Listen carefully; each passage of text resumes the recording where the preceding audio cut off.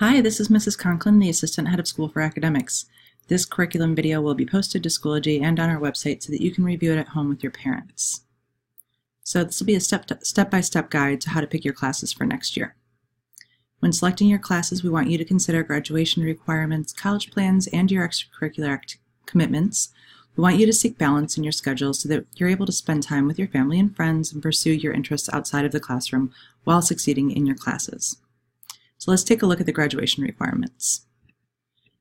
First is English. You'll take 4 years of that. History, 3. Science, at least 3 years. Math, at least 3 years, and you have to finish Algebra 2. World Language, you'll take at least 2 years, and we recommend that you take 3 or 4. Religion, you'll take every year. Visual and Performing Arts, you will be required to take 1 year, and we recommend at least 2.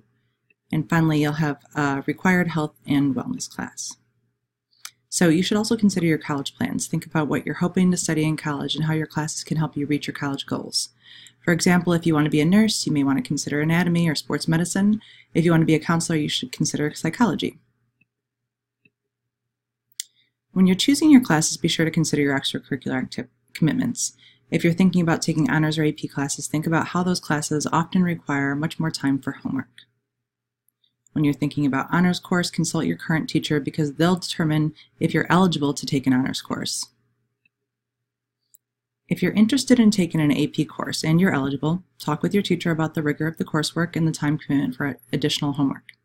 You'll need to complete the AP contract to help you plan and prepare for the next year. You'll not be able to drop an AP class after the end of May, so make sure that you're prepared to do any summer work and that you have enough time during the year to manage the additional homework. The AP contract is due February 2nd to Ms. Small, who is Mrs. Conklin's assistant.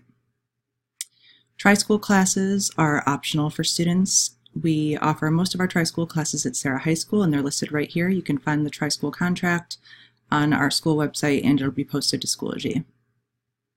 So for online registration, you'll be registering using PowerSchool. The first day is February 1st, and you have until February 11th to complete the registration online.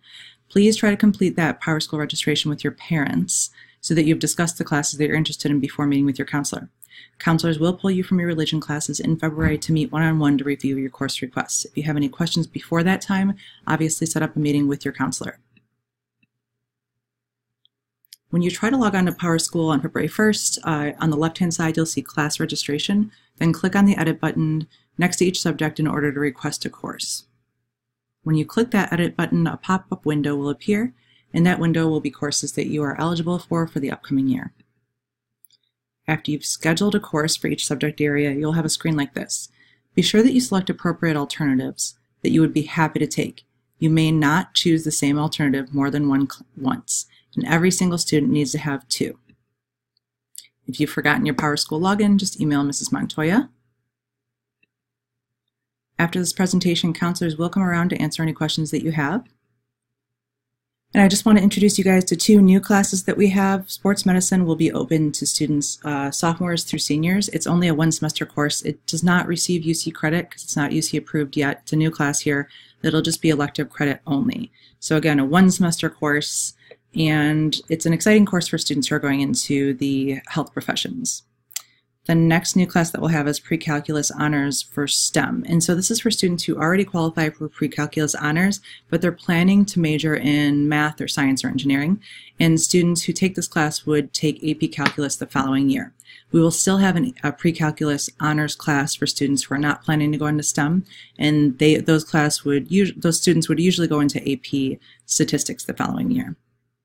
Thanks for watching, and remember to watch this again with your parents and slow it down when you need to review some of the concepts.